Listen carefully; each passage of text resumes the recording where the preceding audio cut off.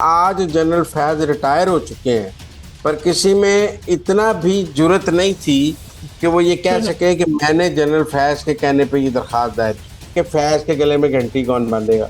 इस केस का मरकजी किरदार फैज के बारे में अदालत में नोटिस नहीं जारी होता, तब तक ये सब मिट्टी पाओ पॉलिसी।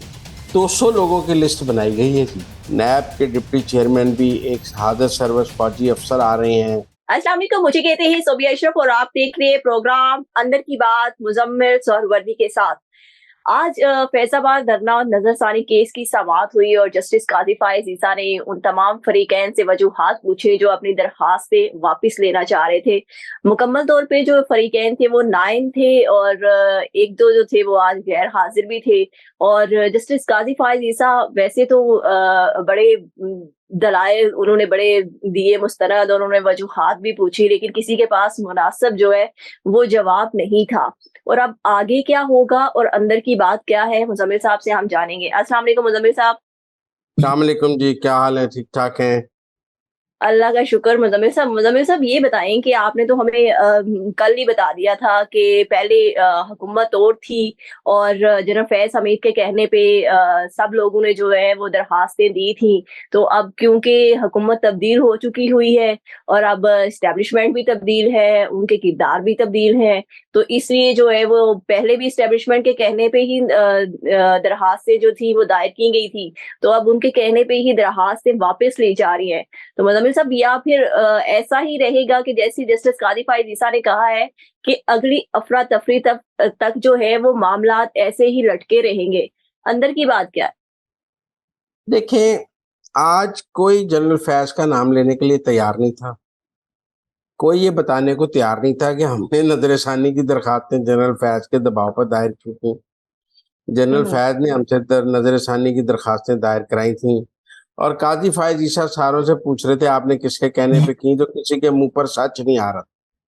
सब आई हम्म। बाई शाई कह रहे थे। किसी में आज जनरल फैज रिटायर हो चुके हैं, पर किसी में इतना भी जुर्रत नहीं थी कि वो ये कह हम्म। सके कि मैंने जनरल फैज के कहने पे ये दरखास्त दायर की।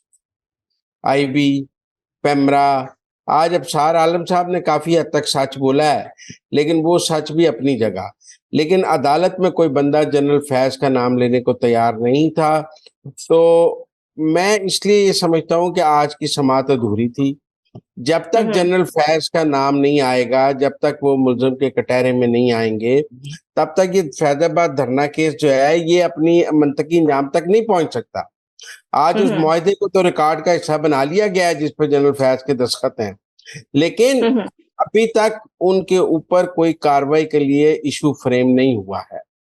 अमल दरामद रिपोर्ट जो मांगी गई है उसमें भी मुझे लगता है जनरल फैज बच जाएंगे, क्योंकि जो हम्म। अब उसमें अमल दरामद ये है कि कोई धरना ना दे, इलेक्शन कमीशन ऐसी जमातों के खिलाफ कार्रवाई करे जो ये काम करते हैं, लोगों को रास्ते ना रोके जाएं और कोई चैनल की बंदिश ना हो, कोई एजेंसियां किसी के कहने पे ना करें, एजेंसियां ना करें। ये सब अमल दरामद रिपोर्ट जमा हो जाएगी कि आइंदा ऐसे नहीं होगा, आइंदा के लिए रोक लिया गया है। मिट्टी पाओ मुहिम जो अमल दरामद रिपोर्ट है वो होगा कि आइंदा ऐसा ना होने के लिए इकदाम कर लिए गए हैं। इलेक्शन हम्म। कमीशन कहेगा हमने धरना देने वाली जमातों के खिलाफ कार्रवाई शुरू कर दी है। वो कहेंगे जी 12 मई के मुल्जमान के खिलाफ भी एक जेआईटी बना दी गई है। ये सब मिट्टी पाओ मुहिम है। सवाल ये है कि फैज के गले में घंटी कौन बांधेगा। आज भी सब फैज को बचा रहे थे, काजी फायज जी हम्म। सब पूछ रहे थे, किसी के मुंह पे उसका नाम नहीं था और सब उसको दरखास्तें भी वापस ले रहे थे, लेकिन कोई उसका नाम लेने को तैयार नहीं था। तो इसलिए मेरे ख्याल में आज की समाअत अधूरी रही जब तक इस केस के मरकजी किरदार जनरल फैज का नाम नहीं आता, उनका किरदार वाजे नहीं होता, उनके खिलाफ कार्रवाई की बात नहीं होती, तब तक काजी हम्म। फायज ईसा की ये समातों का कोई खास असर नहीं है। और मैं समझता हूँ ये मिट्टी पाव समातें ही हैं, क्योंकि जब तक उनको नोटिस नहीं जारी करेंगे काजी फायज ईसा साहब, तभी हम कोई बात मानेंगे।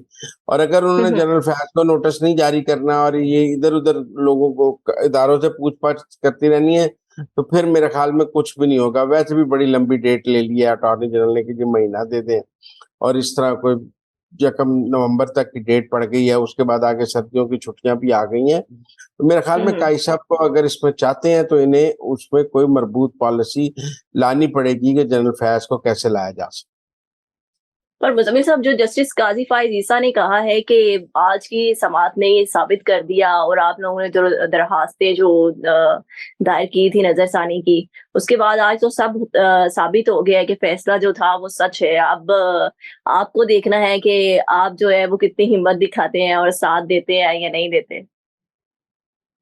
देखिए, फैसला तो सच साबित हो गया, मैं आपकी इस बात से मुत्तफिक हूँ कि हुँ, हुँ। फैसला सच साबित हो गया। जब नजरसानी की दरखास्तें वापस हो गई तो फैसला तो सच साबित हो गया ना।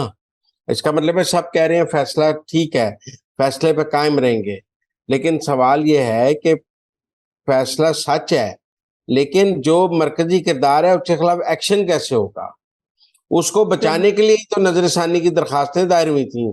ये नजरसानी की दरखास्तें किस पीटीआई ने नजरसानी की दरखास्त क्यों दायर की थी? उनकी तो हुकूमत आ गई थी, उन्होंने तो कहीं धरना नहीं देना था। अब हुँ, 2018 हुँ। में उनकी हुकूमत आ गई थी, हुकूमत में आने के बाद उन्होंने क्यों नजरसानी की दरखास्त दी? क्योंकि उनको फैज को बचाना था, साहब ने फैज को बचाना था। तो मैं फिर कह रहा हूँ कि जब तक इस केस का मरकजी किरदार फैज के बारे में अदालत में नोटिस नहीं जारी होता, तब तक ये सब मिट्टी पाओ पॉलिसी। ठीक हो गया। अच्छा मुज़म्मिल साहब, दूसरा ये बताएँ कि नैब जो है वो दोबारा किस केस पे शिकंजा डालने जा रहा है? किस-किस का पकड़ाव हो रहा है? 200 लोगों की लिस्ट बनाई गई है जी नैब में, पूरे मुज़म्मिल साहब, मुल्क ये से। सारे सियासतदान हैं? नहीं, अब के सियासतदान नहीं है, फर्क है। ये देखिए ना, ये डॉलर के खिलाफ जो मुहिम चल रही है जिसमें रुपया मुस्त हो रहा है, इसमें कुछ हुँ, हुँ। सियासतदान पकड़ा गया है? ये जो हुंडी के कारोबार के लोग पकड़े जा रहे हैं, इनमें कुछ सियासतदान पकड़ा गया है? ये बिजली हुँ, हुँ। चोरी के खिलाफ जो मुहिम चल रही है, इसमें कुछ सियासतदान पकड़ा गया है? ये स्मगलिंग के खिलाफ जो मुहिम चल रही है, इसमें कुछ सियासतदान पकड़ा गया है? मेरा मतलब है कि इस मुल्क में सियासतदानों के अलावा भी बड़े चोर और बड़े मगरमच्छ मौजूद हैं, जो मुल्क को लूट के खा रहे हैं। हमने एवं सियासतदानों को बदनाम किया हुआ है। ऐसे 200 मगरमच्छों की लिस्ट बनाई गई है, जो मुल्क को किसी न किसी तरीके से लूट कर खा रहे हैं और उन्होंने बड़ा लंबा-चौड़ा माल बनाया है, जिनके तकियों में से डॉलर निकल रहे हैं, जिनके तहखानों में से डॉलर निकल रहे हैं। आजकल बैंकों के जो लॉकर्स हैं, उनको स्कैन किया जा रहा है कि किसमें लॉकर है, किसमें डॉलर है, किसमें नहीं है। 200 लोगों की लिस्ट बनाई जा रही है। मेरी इत्तलात के मुताबिक नैब के डिप्टी चेयरमैन भी एक हाज़िर सर्विस फौजी अफसर आ रहे हैं। उनके हुँ, 2 हुँ। डीजी भी हाज़िर सर्विस फौजी अफसर आ रहे हैं और वहाँ पर बड़े मुज़म्मिल पैमाने पर नैब लाहौर में भी बड़े पैमाने पर तब्दीलियाँ भी हुई हैं। अब तब्दीलियाँ भी हुई हैं। तो लिहाज़ा ये 200 लोगों पर ये जो रेफरेंस बंदियाल साहब बहाल करके गए हैं ना, इनमें हुँ, कख हुँ। नहीं होना। ये अदालतों में चले गए, इनमें नैब का कोई अब अमल दखल नहीं है। नैब ने बस एक वकील रखना है कि वहाँ जाके तारीखें ले लो और ये काम करते रहो। असल कार्रवाई शुरू होनी है इन 200 लोगों पर, जो अगले 10 दिन में शुरू होगी, 15 दिन में, और हमें नज़र आएगा कि उन लोगों को पकड़ा जाएगा। इसमें केपी में, बलूचिस्तान में ज़्यादा फ़ोकस होगा, पंजाब में भी फ़ोकस होगा, सिंध में बहुत फ़ोकस होगा।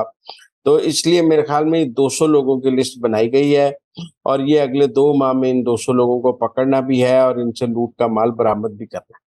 मुज़म्मिल साहब, इनमें से कुछ मशहूर पर्सनैलिटीज़ भी हैं? जी, जी, बड़े-बड़े मशहूर लोग भी हैं इनमें, आप बेफ़िक्र रहें। इनमें मशहूर लोग भी हैं और बगैर मशहूर लोग भी हैं। तो ये सब जो है ना, लेकिन सब मालदार लोग हैं। सब हुँ, हुँ। बड़े-बड़े चोर और डकैत हैं, जिनका कोई ना कोई नाजायज़ काम है।